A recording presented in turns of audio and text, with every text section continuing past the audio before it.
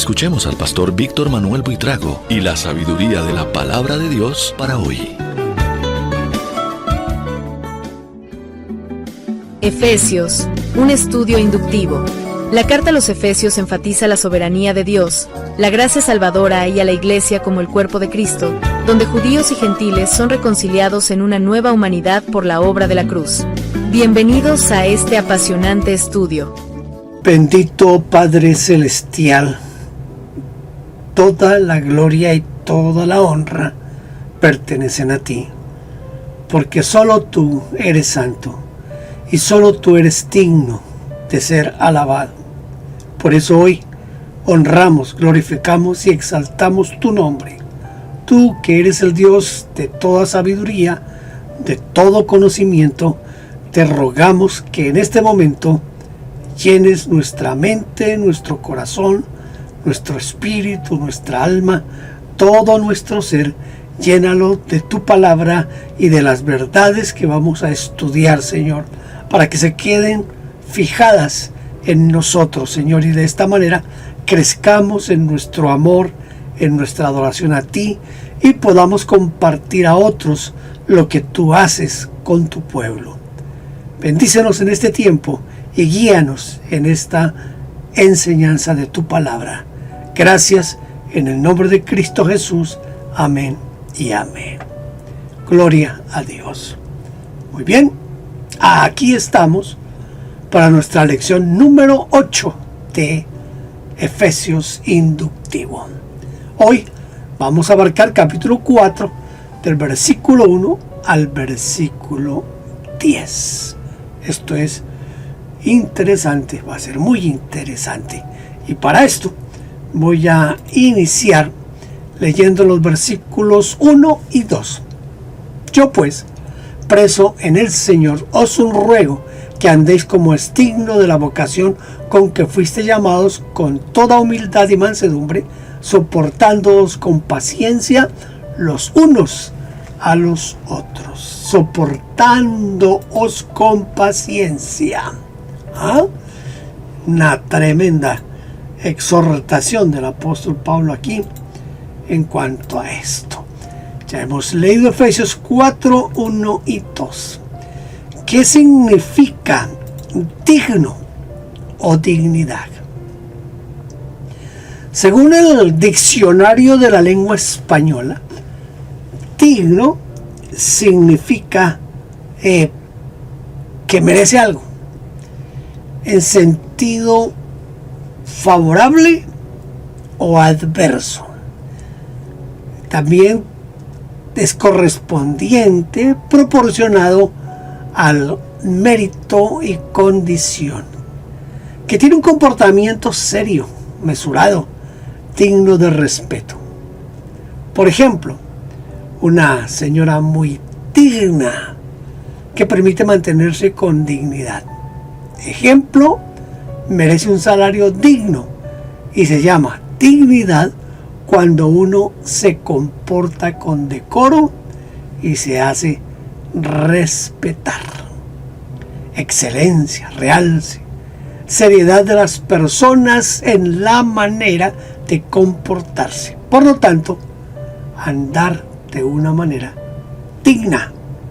Eso es digno o dignidad. ¿Qué quiere decir andar como es digno de la vocación? Que esa vocación con la que nosotros fuimos llamados. La palabra vocación aquí significa también llamamiento o condición social. Como traduce la Nueva Biblia Española, dice que vivan a la altura del llamamiento que han recibido. Porque después de haber recibido a Cristo, ha cambiado nuestra condición social de no ser nada. Nos convertimos en hijos. Oiga, escuche, hijos de Dios. Y ahora formamos parte de la familia de Dios. Por lo tanto, debemos comportarnos como lo que somos. Y este comportamiento, para ser considerado digno, debe tener 3 características. De pronto más, pero pues yo voy a mencionarles aquí 3 características de la vocación, la dignidad con la que hemos sido llamados. Primero, debe incluir toda humildad. Esta humildad no debe ser una afectación o forma de hablar o caminar, sino que debe ser brotar del trato de Dios en nuestra vida. Es el resultado de conocer el tremendo poder que está sobre uno. Es la gloriosa herencia que tenemos en Cristo. Pero también la humildad verdadera es la que nace del quebrantamiento, después del cual uno reconoce que lo único bueno que tiene es Cristo. Uno es humilde cuando ha sido tratado por Dios y quebrado como un frasco para que otros puedan recibir el perfume de Cristo. Segundo, debe incluir la mansedumbre, que significa apacibilidad y dulzura. Para algunos, la mansedumbre o la dulzura es para los débiles o para las mujeres. Pero no, es todo lo contrario. La mansedumbre es la virtud de los que son realmente fuertes. Por ejemplo, los que gritan y se imponen sobre otros, lo único que manifiestan es su propia inseguridad y complejos de inferioridad.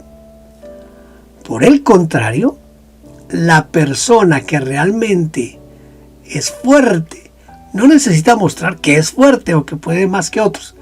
Se muestra tranquila, apacible. ¿Por qué? Porque sabe dónde está parada. Y tercero, debe incluir la paciencia y soportar a los demás. Soportar con paciencia a otro en amor es aguantar. Sí, aguantar una relación sin romper relaciones o crear un conflicto. La paciencia entraña una esperanza.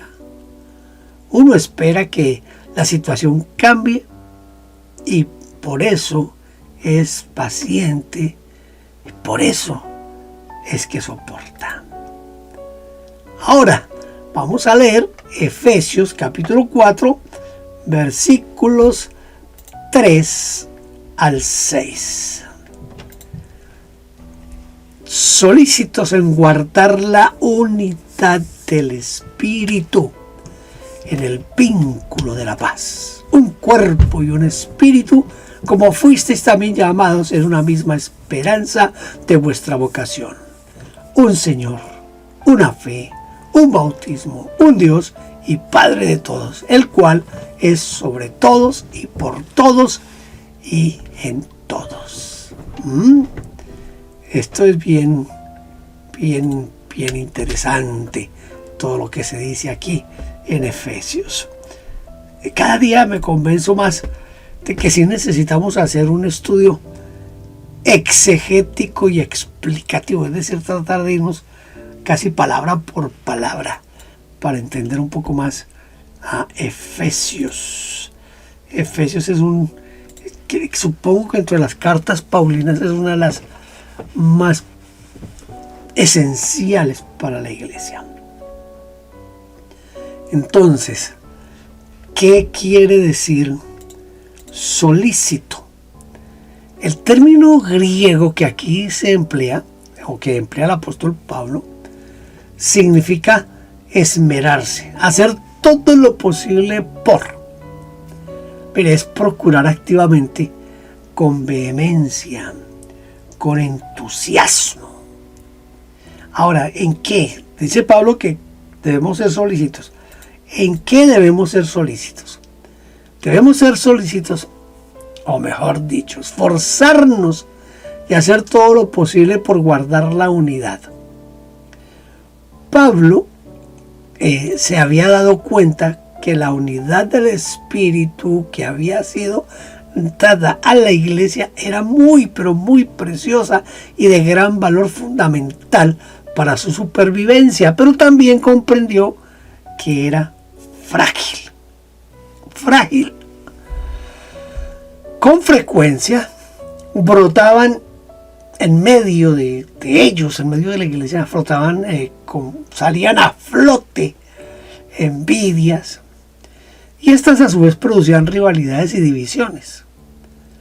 Por eso la unidad del Espíritu se guarda en el vínculo, la atadura o la cadena de la paz. Es decir, que la paz sea la cadena que nos una. Cuando uno busca la paz en todo, cuando uno trata de pacificar cada conflicto por medio de la sabiduría y la justicia, cuando uno construye la paz con humildad y con mansedumbre, esa paz, esa unidad se hace fuerte. ¿Por qué la iglesia es una? Yo sé que esta parte tiene sus bemoles. ¿Por qué tiene sus bemoles? Tiene sus bemoles porque resulta que, ¿cómo entendemos nosotros la unidad de la iglesia? Unidad no es uniformidad. Yo tengo aquí en mi canal una pequeña disertación acerca de la unidad de la iglesia. Si usted puede buscarlo, es fácil encontrarlo allí.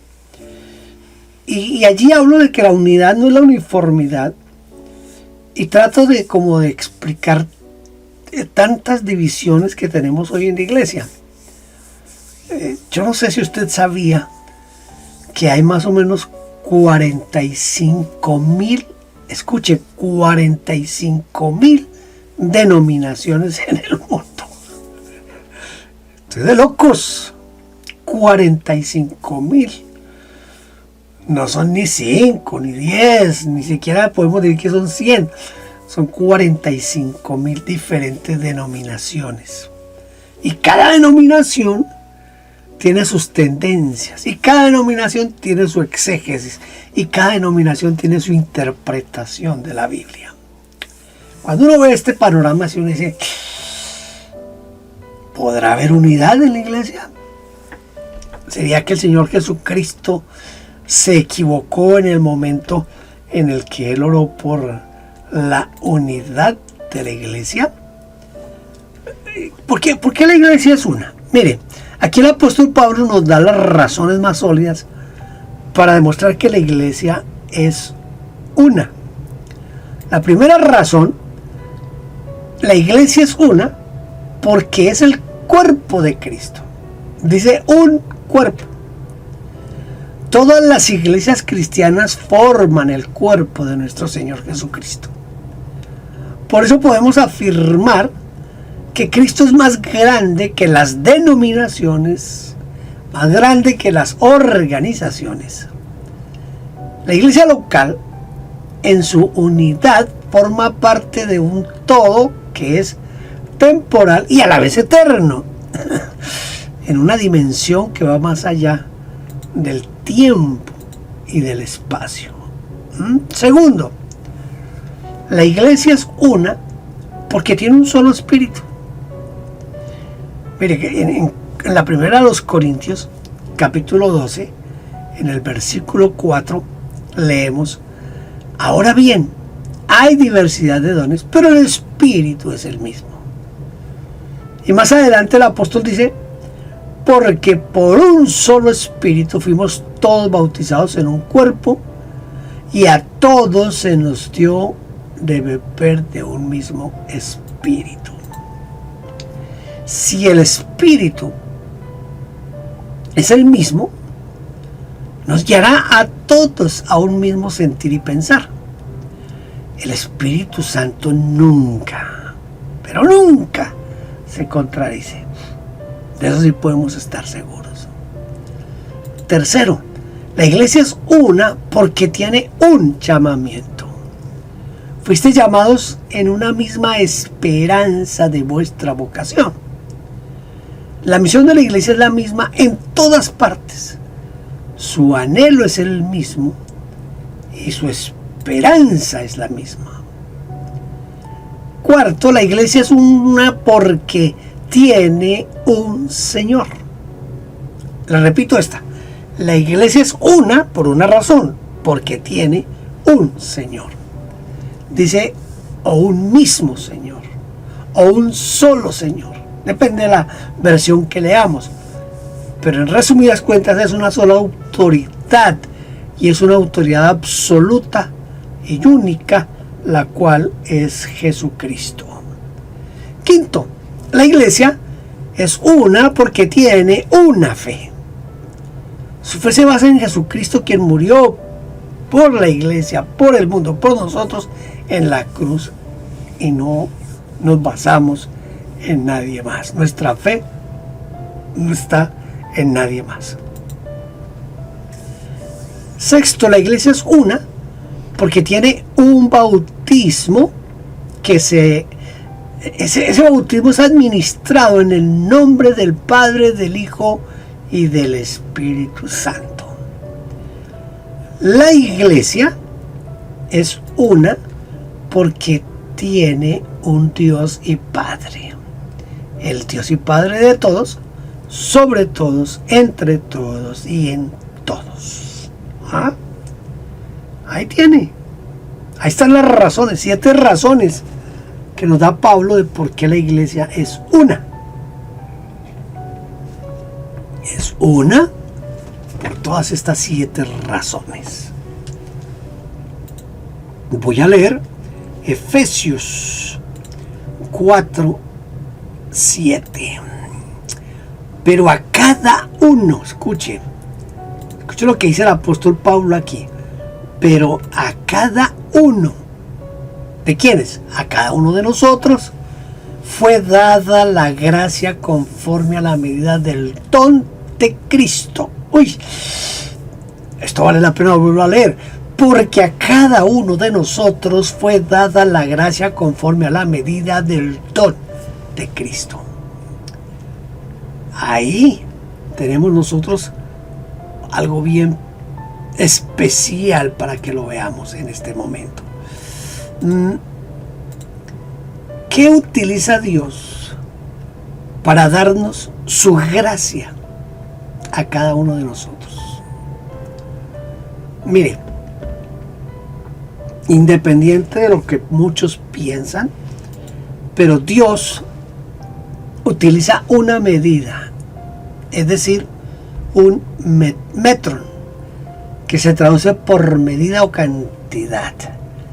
Es decir, que Dios derrama su gracia en diferente medida o cantidad sobre sus hijos. Por ejemplo, Pablo escribió, donde abundó el pecado, sobreabundó la gracia. A mayor necesidad, mayores recursos, para que nunca se diga que la gracia de Dios no alcanzó para cubrir todos los pecados, o que la gracia de Dios no fue suficiente para capacitar a alguien para el ministerio. Cuando mayor es la cantidad de ropa sucia que hay que lavar, mayor será la cantidad de jabón que debemos utilizar, ¿verdad?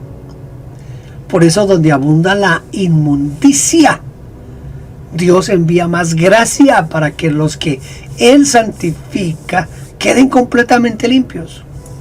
Cuanto mayor sea la pequeñez de un hombre, o cuando sus deficiencias y limitaciones son muy evidentes, allí Dios da más gracia.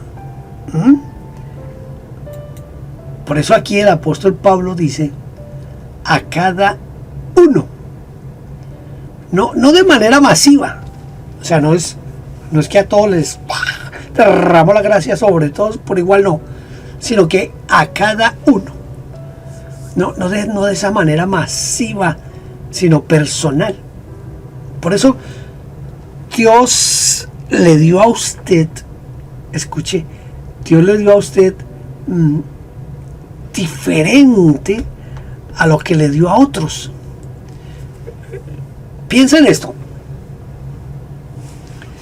A ver, voy a ponerme como ejemplo. Bueno, no me gusta, pero tengo que hacerlo de vez en cuando. Yo conocí el Evangelio cuando yo tenía apenas 14 años y medio. Pero cuando asistí por primera vez a la iglesia, y en ese tiempo era costumbre que aceptar a Cristo era levantar la mano, pasar al frente, repetir una oración. Ya eso ha cambiado hoy. Y pasé al frente, oraron conmigo, oré con repetí la oración del pecador penitente. Y la iglesia donde yo asistía era una iglesia pequeña, tenía yo creo que apenas como unas 100, 120 personas tal vez. Era bastante pequeña la iglesia. Pero en esa iglesia había una cantidad, cuando yo llegué había una cantidad de jóvenes que trabajaban, predicaban, enseñaban. Eran los líderes de la iglesia. Y el Señor comenzó a escoger a unos cuantos de todos esos grupos de personas, los comenzó a escoger. Y a él se le ocurrió que yo podría ser útil en el ministerio. Aunque les confieso que muchas veces me he preguntado, ¿sería que el Señor dijo Héctor, llamó a Héctor y yo entendí Víctor? Porque me confundo a veces si sí o no tengo llamamiento. Lo considero normal, natural. Y el Señor comenzó a llamar a algunos. Recuerdo a un joven que era bastante bueno para predicar, no tenía homilética, no sabía Biblia, pero le gustaba predicar y predicaba. Él se llama Luis Rincón y el Señor lo llamó para el ministerio. Después, al poco tiempo, me llamó a mí. Y yo cuando yo ya sentía el llamamiento del Señor al ministerio, preguntaba, ¿por qué me escogió a mí si yo no me sentía como tan experto ni tan hábil como otros que eran mejores que yo en ese momento? Pero es que Dios, al que quiere llamar, llama, y al que llama lo capacita, ¿me entiende? No, Él no dijo todos los 120 que asisten a esta iglesia. La iglesia se llamaba, bueno, ni para qué les digo el nombre. Todos los 120 que asisten aquí, a todos los voy a llamar al ministerio, a todos les voy a dar los mismos dones, los mismos ministerios. No. A cada uno lo llamó a hacer algo diferente. ¿Por qué? Porque Dios reparte conforme a lo que Él espera y quiere.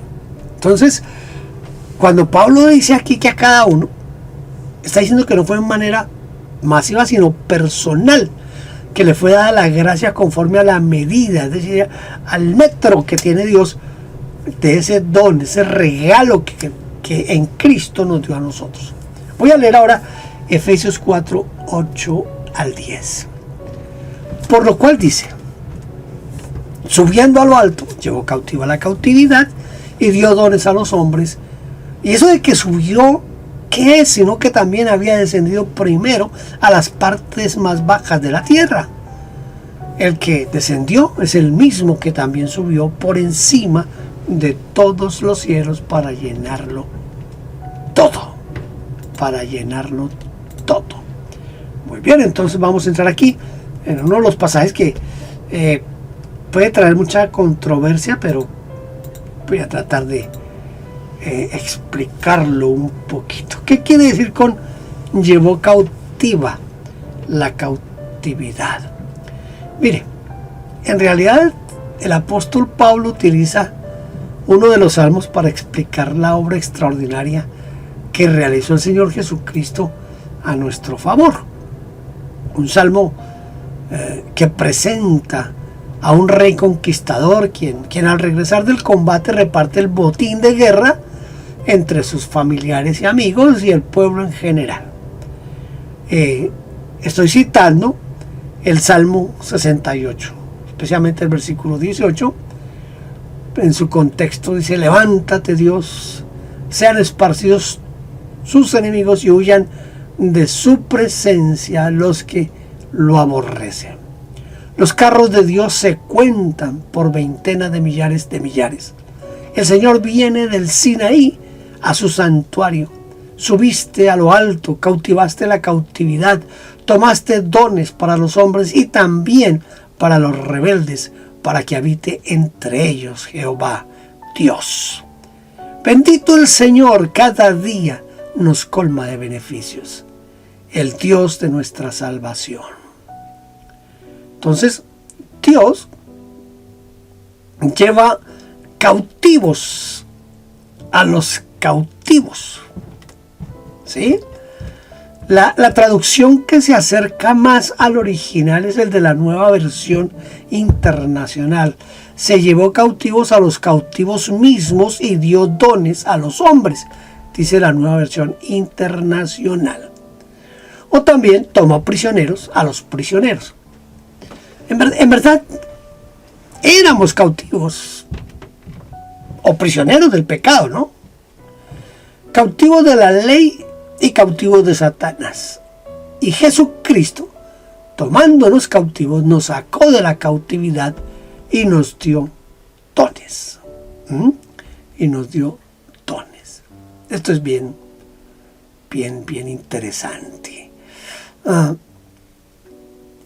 ¿Cómo? Aquí yo pienso que lo curioso aquí, en este salmo, el salmo dice que dio dones para los hombres. Y el salmo dice que también para los rebeldes. Que también dio dones a los rebeldes. Los hombres representan a los más obedientes y sujetos, y los rebeldes son ganados por los dones. O también obligados a estar con Dios, como lo traduce la versión latinoamericana. Mira lo que dice la versión latinoamericana: hasta los rebeldes tendrán que permanecer a tu lado. Esto es, sin duda, me parece a mí que esto es maravilloso y supera cualquier expectativa. ¿A quién? ¿A quién se le ocurre, si no solo a Dios, regalar cosas de mucho valor a los rebeldes? Bajo cualquier gobierno, los rebeldes son perseguidos, castigados y encarcelados, pero Dios les concede dones. Esto no entra en nuestros cálculos, esto no entra aquí en nuestra mente. Pero así es Dios. Él nos apresó o nos cautivó con su amor y bondad, nos ató con su misericordia y nos envolvió con su paz. Somos los prisioneros más dichosos del mundo. ¿Cuáles son las partes más bajas de la tierra? Miren, una nota al pie de página de la Biblia de Jerusalén dice: las regiones subterráneas donde se sitúa el reino de los muertos, referido número 1638, dice: y ellos con todo lo que tenían descendieron vivos al Seol, y los cubrió la tierra, y perecieron de en medio de la congregación. Y donde Cristo bajó antes de la resurrección y ascensión, por encima de los cielos, dice Primera de Pedro 3, 18 al 20. También podemos afirmar que Cristo tuvo un doble descenso.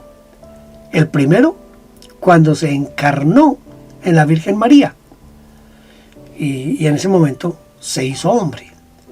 Y el segundo fue más enigmático, porque la tierra tembló y las rocas se partieron y se abrieron los sepulcros, y muchos cuerpos de los santos que habían dormido se levantaron, y saliendo de los sepulcros después de la resurrección de Cristo, vinieron a la santa ciudad y aparecieron a muchos.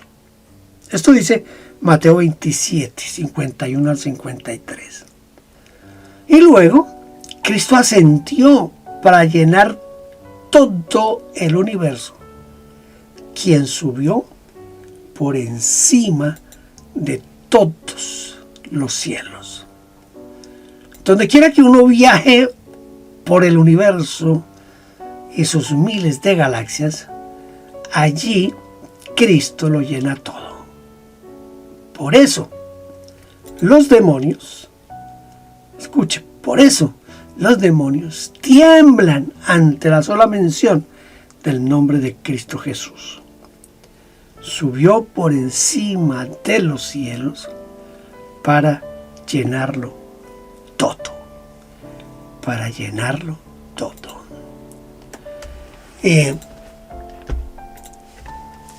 Quiero presentarles otra, aparte de lo que ya les he dicho aquí, quiero presentarles como una explicación un poquito más gráfica sobre Efesios 4, de que subiendo a lo alto llevó cautiva la cautividad de Dios a los hombres. Presta atención, yo me voy a basar en lo que es la teología judía en el tiempo del Señor Jesucristo. ¿Qué decía la teología judía en el tiempo del Señor Jesucristo? Suponga que esta es la tierra, este redondel es la tierra, y que esto que vemos aquí, estas líneas, son como el fondo, el centro de la tierra. Allá, en el centro de la tierra, es donde están ubicados estos lugares. ¿Qué lugares son? ¿Usted se acuerda cuando el Señor Jesucristo habló del rico y Lázaro? Cuando el Señor habla del rico y Lázaro, el Señor dice que hay un evento, algo que sucede allá en el centro de la tierra, y es que el rico alza su mirada y ve a Lázaro en el seno de Abraham. No estoy muy seguro si esta figurita que busqué en la internet sirve para medio que usted vea la cuestión como es ahí. Ahora, este relato que les estoy diciendo del rico y Lázaro está en Lucas 16, del 19 al 31. ¿Qué es lo que nos dice básicamente Lucas 16, 19 al 31? Que el centro de la tierra estaba dividido en dos partes. Uno era que era el Hades o el Seol. Toda esta parte, que era el centro de la tierra, se llamaba Hades o Seol. Depende si lo decimos en el hebreo o lo decimos en el griego. Pero en resumidas cuentas, era el lugar de los muertos. Ahora, esta flechita que ustedes ven que acabó de descender es para mostrarnos el seno de Abraham. Esto se llamaba el seno de Abraham. Y esta parte se llamaba el infierno.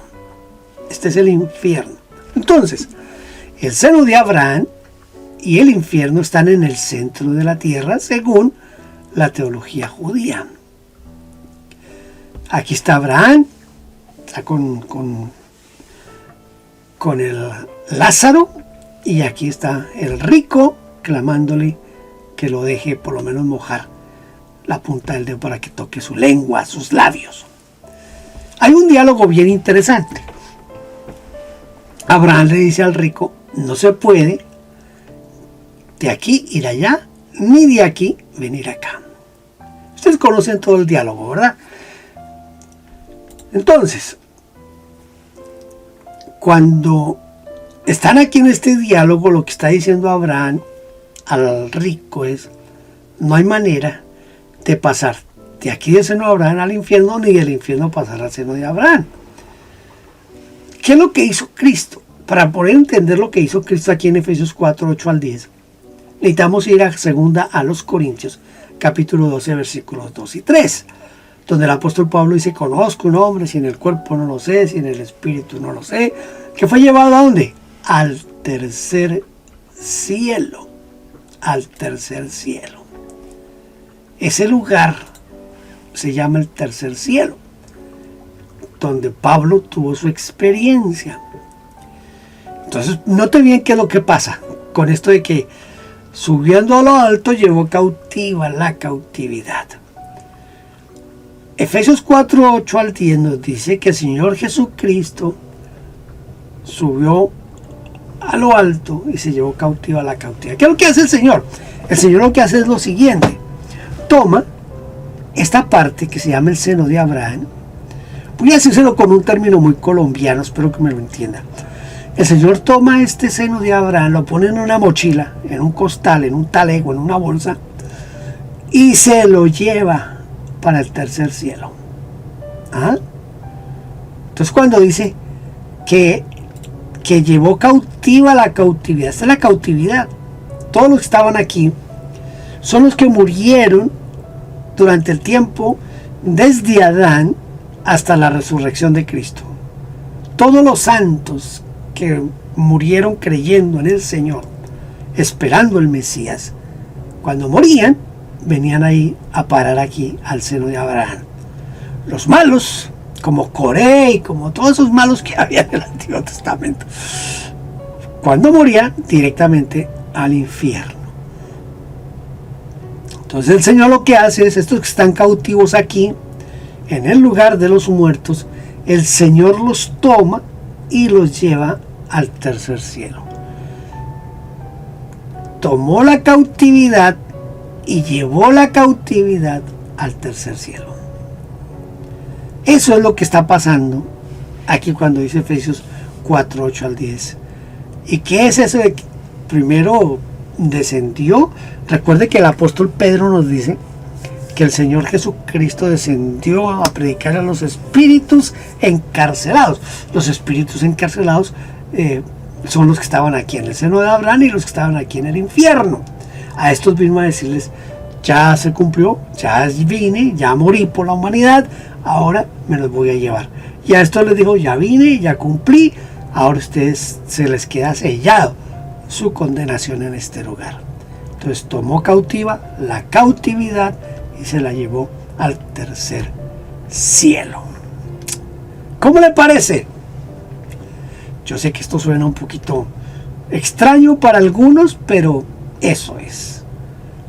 Vamos a tratar de memorizar nuestro texto bíblico de hoy. Si le queda alguna pregunta, alguna inquietud con esto del seno de Abraham y el lugar de los muertos y el tercer cielo y todo eso, mira, ahí abajo de este video hay un lugar donde usted puede poner sus comentarios y puede preguntarme lo que no haya entendido. Yo con gusto le respondo a usted personalmente. Vamos a aprender Efesios 4, 3 al 6. No se asuste, son 3 versículos, pero no son muy difíciles. Solícitos en guardar la unidad del Espíritu en el vínculo de la paz, un cuerpo y un espíritu, como fuisteis también llamados, en una misma esperanza de vuestra vocación, un Señor, una fe, un bautismo, un Dios y Padre de todos, el cual es sobre todos, por todos y en todos. A mí siempre me ha quedado una inquietud, una pregunta. Tengo entendido, no sé si todos los que hacen estas excursiones, los que van a Israel y van a Jerusalén y que visitan el mar de Galilea y que visitan Nazaret, casi todos yo he escuchado que van al río Jordán y se rebautizan en el río Jordán. Le tienen diferentes nombres, que es renovación de votos, bautismales, una cantidad de cosas. Y siempre, escuche, no tengo una respuesta completamente clara, pero siempre he tenido una inquietud. Si el apóstol Pablo dice que un solo bautismo,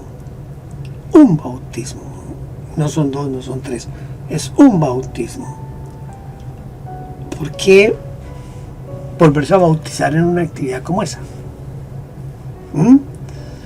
Ahí le dejo eso. Es una inquietud que yo tengo. No estoy diciendo que sea bueno, que sea malo, pero sí tengo esa inquietud y algún día voy a investigar bien desde la Biblia si eso está correcto o no está correcto. Por ahora le dejo la tarea que se aprenda estos 3 versículos: solícitos en guardar la unidad del Espíritu en el vínculo de la paz, un cuerpo y un espíritu, como fuisteis también llamados, en una misma esperanza de vuestra vocación. Un Señor, una fe, un bautismo, un Dios y Padre de todos, el cual es sobre todos y por todos y en todos y para todos y todas. Gracias por haber estado aquí conmigo en esta lección número 8 de Efesios inductivo. Espero y deseo que Dios le multiplique mucho más las bendiciones sobre su vida. Ya sabes, si le quieren inquietudes, solamente escríbame. Mire, mi correo electrónico no es tan complicado. Es victorbuitrago@gmail.com. Dios le bendiga y hasta la lección número 9. Gracias por vernos. No olvide suscribirse y tocar la campanita. Toda la gloria sea para Dios.